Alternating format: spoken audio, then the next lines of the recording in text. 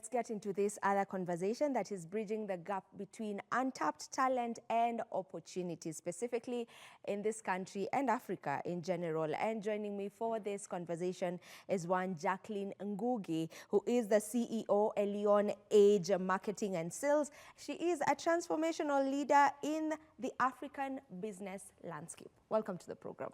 Thank you. It's a pleasure to have you on board. It's a pleasure to be here. All right, let's begin straight. Is there a gap between the opportunities that are there and the talent that we have? Yes, definitely there's a gap. Because when you check currently the job market, if you check the numbers of the youth currently, you realize that the current numbers of unemployed youth is really a lot. Yes. And also there's no jobs currently. And also the opportunities have not really been taken advantage because most of us are looking for white collar job. So there is a gap, a very huge gap currently. What brings about this gap mainly? I think it's the lack of mindset where we believe that we can build. If you check the most thriving markets, actually, most of the entrepreneurs take advantage of African talent. If it's tech, you'll find African talent is employed in those places to come up with the solutions. But they never get to think that, can we come up with the solutions ourselves for our own markets, be able to build these opportunities for our youth? So are we able to do that? So part of it is that, Yeah. What specific, maybe, industries or areas do you feel are untapped? I think in Kenya, to be specific, since we're in Kenya, it's the tech industry and the agricultural industry. Both. Why?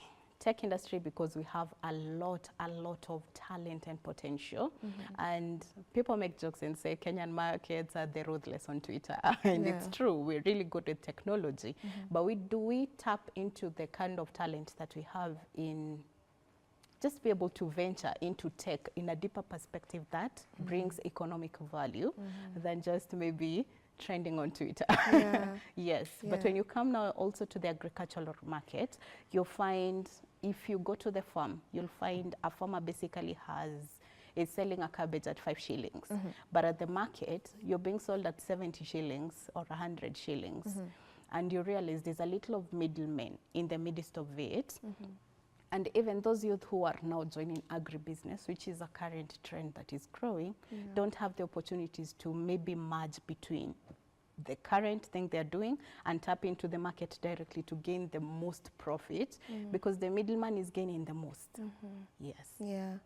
So that is what is happening, you know. You mentioned something to do with white collar jobs and the fact that, unfortunately or fortunately, most youths really are just looking into that area of the white collar jobs, and everything else seem to be given a blind eye to it. Maybe how can we be able to just change this narrative?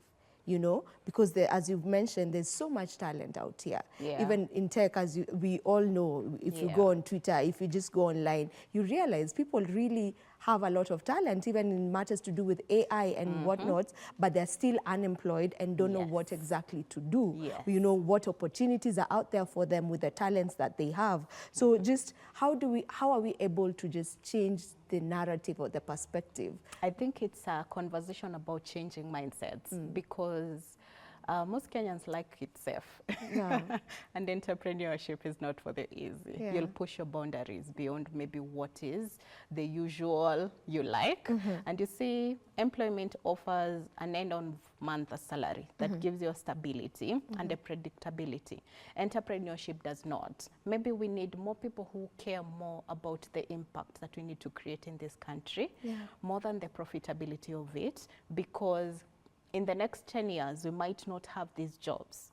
So what are our youth going to be working, or where are they going to be working if all of us as entrepreneurs get to stay in the companies and don't come to bring the solutions that will merge the gap between their talent and the opportunities that are coming. Because there are people who are sitting in companies who are really good at creating solutions, who are really good at running companies. Why are we not creating more so that we can create more opportunities? Even for those who are in the corporates, let's say, the leaders who are maybe leading in the corporates, what solutions are you coming up to create impact and more job opportunities, and also merge the skill gap between the talent that you currently have and the talent you're looking for to be able to create more opportunities in your company? Yes. And speaking about that, maybe just what's the best way to go about matching talents to opportunities? Because there's clearly a mismatch, you know? So how best can we go about just ensuring we are matching the right talents to the right opportunities? I think that's a whole other conversation. Let's get into it. Because there's the talent itself, and we are in an era of Gen Z who are very vocal and are very opinionated about the kind of skills they have. But you say the skills also are in line with the business. So matching the business expectations and the skills you have is a big deal. So what I think most entrepreneurs will be doing, and most organizations are currently doing, is upskilling the current talent to match them to exactly what the entrepreneurs are looking for. So that gap is the reason why you have a lot of people leaving school, but they still can't get jobs, because what you're writing in your CV is not what they are really looking for. How can you merge that gap? So for example, in Elionage, we have something we call the Elite Sales Program, which basically runs to build the sales representatives to come to a place where they are merged completely to what the employer is looking. And we also have companies who are the employers who basically are hiring these people, but under Alionage for 3 months, they are able to be trained and also trained on the products of that company. Then we are able to see, are they able to honor the targets? Are they able to understand what this company is looking for? At the end of that, they're able to be employed by that particular company if they're able to match in line with the targets and other assessment trainings. So you're able to see, now you have the talent. Let's say you do have the sales talent. How can you be able to merge it to now the current opportunity in the market? Because you do have the talent, but talent is not enough. Experience is also a requirement because the company is looking for revenue. So what's your background in terms of revenue? You are, when you come into the company, they're calculating you as numbers. It's what are you bringing to the table, basically. And you see, the young people don't want this conversation, but from the entrepreneurial perspective, that's what you're looking at. What are the numbers you've done before? What are the numbers you're capable of doing for us? It's not based on hopes, it's based on the numbers you can bring to this company. So based on that, we create that platform. If you're able to give the numbers in 3 months, they're able to hire you. And that's the best thing you can be able to do for these youths, because we are seated just assuming we have the talent, but is it aligning to what they're looking for? Because we need to build that. Yes. And I believe if there's a conversation that we've been having for the longest, especially as the youth, it's some kind of complaining, I don't know, but it's, you know, complaining that we go to school, we get our degrees, right? We come out here, but now I'm trying to get into the job market. You're asking me for experience. Where was I supposed to get this experience from? I'm just from school. So this is where I'm supposed to get the experience. So hire me so that I can get the experience. There's always been that conversation, you know. So what's your take on that? Because as you clearly stated, you know, I mean, looking at it from the entrepreneurial side of you, you actually can't just hire someone if you don't know what they can bring to the table, unfortunately. So let's talk about that. So basically, when it comes to experience, it's very important because experience does not, for an entrepreneur, it does not tell me you don't have experience. It tells me you can give me numbers. So it's, can I see revenue in terms of your talent? So for example, in line with sales, let me use that because that's my background. In line with sales, you'll find you have the talent, but have you been able to translate this talent to numbers? Even if it's just in your business or in something that you volunteered to, what did you achieve? Your achievement in terms of the revenue that can replicate for a company is the thing the employer is looking for. So if you're able to sit and say, that I am talented. And nowadays, actually, most people are talented, let me tell you, because if you check online, there is Udemy, there is ALX, there is so many tech companies right now who are doing online, basically online trainings. Yeah. So if you check, for example, AI, you're able to just sit at the comfort of your home and train yourself in line with AI. So there's so much skills development, but the practicality of the skills to join with a company to build a revenue is now the thing that we don't have. And that's the thing we're trying actually to merge. So that experience is the most important thing. Even if you're trained for the skill, ask yourself, this thing I've learned, how can I build it for an employer?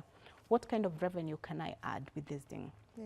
Then start from there. That's the conversation I think we need to have as young people to think now. When I am going to a company, I'm telling them, with this AI, I started at this thing with my own company or with my own side hustle. I tried AI with this graphic design. I've been able to work for this company and generated at least good graphics in terms of the quality I used to do before, and have improved my revenue from this to this. Now I can tell you have talent because there is something that you've done extra that I see can build my company. Yes. Yeah, I hear you on that. And you know, just as we've put it clearly, we have a lot of talent, right? But the opportunities are not as, they don't match up to the kind of talent that we have. And even just looking at the unemployment rates of this country, it's really wanting. So would you advise for self-employment as well? Because yes, as much as we want to be, all of us employed, in one way or the other, self-employment. I'll tell people first to test it. It's not for everyone. I actually quit a job to do self-employment and way. Kakuramba. No one talks about that part. For 6 months, basically, you're in a zone where you're between depression or considering just going out of this life. So when you come to that place, you come to realize that also it's not easy entrepreneurship. So you need to have a plan.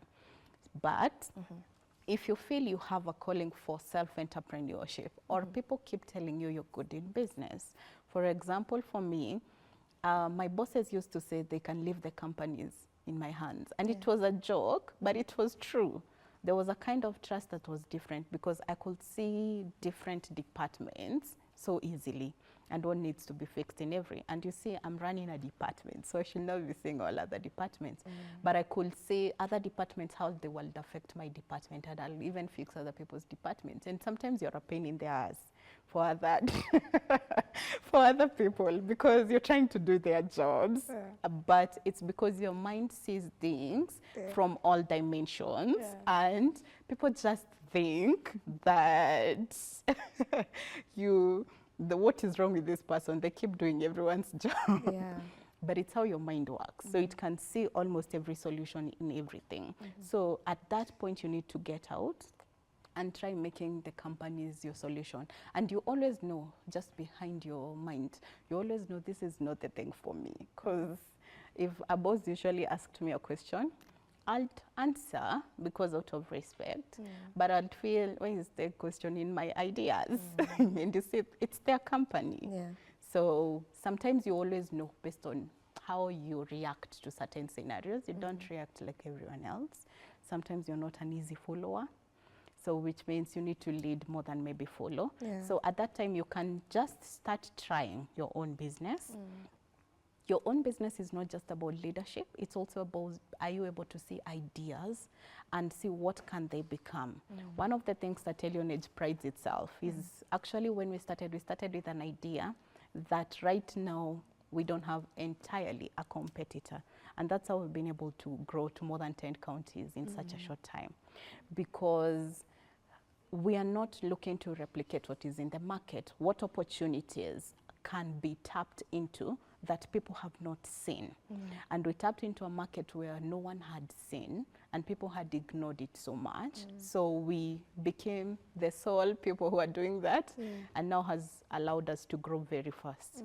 So most of the things that you come up with as an entrepreneur also not be the ideas of someone else. They have to be your own ideas too. Yeah. So what can you see in the market that will change the trajectory of the repetition of things we are doing currently? That's the opportunity and the impact that you can create, because everyone is replicating an idea that started. But what can you do different? What opportunities can provide jobs for another? Because right now, Eleonage hires even retired teachers to come in, maybe help us with some of the things. And when you realize that, you realize you're creating a market that even the youth who come as teachers and don't find jobs, now they have a platform to be able to find. You can do analysis for schools. This is what we're trying to do. And you need a background in terms of curriculum. So which means you need someone with an educational background in line with that. Right. Maybe, Jacqueline, you know, maybe should we have a shift also in the training, you know, in the sense that, you know, even as you're getting trained for this particular industry, you're also trained in a way that you're able to see opportunities. Just as you've mentioned, we need to also tap into the untapped markets or the untapped ideas that are out here, and not just try and work on the ones that are already there. So should this shift begin from the training level as well? I think that's an important really question, because actually most people never think about it like that. But we do, because as much as we say just go into entrepreneurship, entrepreneurship is actually basically the foundation is what's your idea? Is it gonna make an impact, or is it gonna be profitable to grow? So teaching that kind of mindset, how you can come up with strategies, how can you come up with an idea, how can you be able to see opportunities, how can you identify the markets that have not been tapped, how can you identify maybe a customer's pain point and build onto it an idea. So that's really an important perspective to be able to create, because as definitely we cannot build, let me say, I cannot build more than, let's say, 20 companies.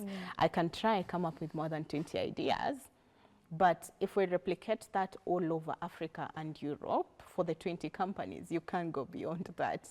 And if you check people like Elon Musk, they reach for the impossible, the things that people have not thought about, they tap. We've not had electric cars. They're like, oh, this is impossible for everyone, let's do it. And they tap into it because that's the kind of impact. And you give, if you check one company that is creating a Tesla, I've seen they have several warehouses. You see one in China, one in the US. If you're able to see those kind of warehouses, the people who are there are in thousands, basically. Those are thousands of opportunities. Are we able to do that in Kenya? We started the car company that was in Kenya, Mobius.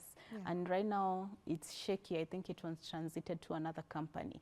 What's the issue? Why aren't we be able to sustain? So coming up with an idea is not just about coming up with the idea. It's also how will I foresee this strategy that it can go through a market of challenges and still come out. Because the idea is okay, but what's your strategy? Because your strategy sets you apart. Because Uber, Bolt, and Little do the same thing. But what's the difference? Someone thought through about the driver and the customer much deeper. Which means if we talk right now, you'll realize the gaps are in line with the difference between the customer and the driver. And Uber realized that driver is also our customer, and the customer is also our customer, which means how can we bridge the gap? So building a strategy that foresees even the customer pain points, the things that they could have an issue with, the things that would affect the scalability of this idea is the basic thing to be able to reach out maybe a little deeper. And I like how you've put it. So maybe just what is the future of work, especially in this growing digital world that we live in right now? Just what does the future look like? I think the future is AI. Most of us are talking a lot, but we need to consider moving with the current trends. And part of the gap is the experience mostly sits with the older generation, which, let's say, I'm a millennial. So let's say it's sitting with the millennials, but the Gen Z have the talent in terms of AI, in terms of what? I have a course in AI technically. I literally studied for it. But when I give it to someone who is younger than me, what they are able to remove from it is much deeper than what I would remove. And sometimes as a CEO, you have to learn that you're not the most talented person in that company. Yeah. You're the one who leads best. So which means you understand the talent and how to place it well. Yes. Yeah. And that's the greatest thing. When we understand they're not a threat to us, they are an additional to be able to tap into and build their expertise to something that becomes more influential than what we've ever seen. Yeah. Okay. So that's where the future is. That's where the future is, basically. The future is with AI and basically also with the younger generation. Because if we allow them to build the things that they have literally understood in a deeper perspective, we are able to tap into their potential, but also build multi-billion-dollar companies. Yes. Okay, that also brings us to the matter of upskilling. Yes. The importance of it. Let's get into that. The importance of you keeping, you know, just keep moving. Don't just say, this is what I have, this is the experience I have, these are the qualifications I have, these are the skills I have, and then you're just cool with it. You know, the importance of just upscaling. I think that's a really important thing to do currently. We have a very competitive market, especially in Kenya. People are very steadfast in Kenya, which means if you sleep even 2 weeks, you'll find people have moved 10 steps ahead. That's very true. And that's a really important thing to ensure that your mind does not go blank. And one of the things you can take advantage of as a new maybe person who had just finished school and you're getting in the market, any opportunities that align to what you studied. For example, even with Leonage, we have a marketing arm. So we have people from journalism, Kenya School of Media, who join us just basically to do a little bit of the marketing and integrate it with the videography and photography. And you realize their talent is really very different from people who are trying it for fun. And that kind of thing, you have to change your perspective because the media houses in Kenya are very few. So not all of us are going to go to media houses. What are the other opportunities that you can get in line with the course that you have done that can build you up for a different conversation? Because you say there are corporates that hire communications managers. You can go that way because we've seen even news anchors who have years in TV change to public relations and communications management for even non-governmental associations. And you realize there's also other opportunities in line with the talent that you have that you don't have just to stay at the defined pathway. You need to look for what are the other opportunities that can be tapped into. I like that. How do we scale the employment model? Just generally, how do we just scale the employment model across Kenya or even Africa in general? I think that's a conversation I'm still asking myself. Okay. Because we learn every day and it's not the same every day. So as the trends change, you still find there are things that are changing that you need to adapt to. So, but how can we scale the employment model? It's basically, can we offer opportunities for them to understand the growth trajectory of what they can become? So that's one of the things that I aim for. So if I hire people, I tell them, this is not where you're supposed to be. If you're able to do this, these are the opportunities in the company that you can be able to tap into. So show them what is the growth trajectory that they can go into. That's a really important mode because people are very competitive by nature. So if you're 3 of you in this role and you're supposed to have this trajectory, definitely you'll be more competitive because this trajectory redefines a more fulfilling salary, but also they become more creative because I need to set myself apart. What are the things I need to do? And some of the things also we offer as Leonage is opportunities for them. If there's a course in line with the AI, if there's a course in line with things that build their expertise, is building them up, even if I think sometimes employers say that, utawafunza then waende. I don't believe in that. I believe in building people because even if they leave, they left your company with an impact that was greater than what they entered with, which means where they go, there'll be a much more additional. And for a reason, you always find yourself also, karma is real. You also find good talents that are in line with that. Even as we almost come to a conclusion, as we continue, what is the role of the entrepreneurship leaders or leaders in that space of entrepreneurship? What is their role in all of this? I think for entrepreneurs, we have had a lot of focus on revenue and profits, especially in the current economic market, more than impacts. And one of the things I've realized is we also take it very safe that we don't take risks. So we've become, the thing that we set out to do was create an impact and change a generation. We forgot and focused on the profit. And the thing that we need to do is, what are the opportunities? Can we tap to more markets? What can we be able to offer that everyone else is not offering? What opportunities of talent can we take advantage that people have lagged behind in? And that kind of perspective is focusing on, let's build impact for these people. And you create a loyalty perspective even with the people who work for you, because they know we are not focusing on the profits just. There's an impact we are aiming to achieve that is greater than what I've worked in other companies and seen. There's a sense of ownership in us to commit to this because there is a cost defined for this. So it's not just, let's make profits, what were our margins last time? That's important, but what have you grown in the past 6 months? So if we are saying you've grown in revenue, are you just growing in revenue? Or are you also growing as a person in terms of the skills, in terms of the understanding, in terms of the solutions, in terms of leadership? Because I can't run my company alone. If I want to, in the 10 counties, we have 2 branches, let's say. I can't be here and in the next one at the same time, which means there is a leader who needs to be at the other place at the same time. So how are we able to do this? It means you need to build people who have a sense of ownership and responsibility to your company and understanding of the cause in a mandate that they become change makers.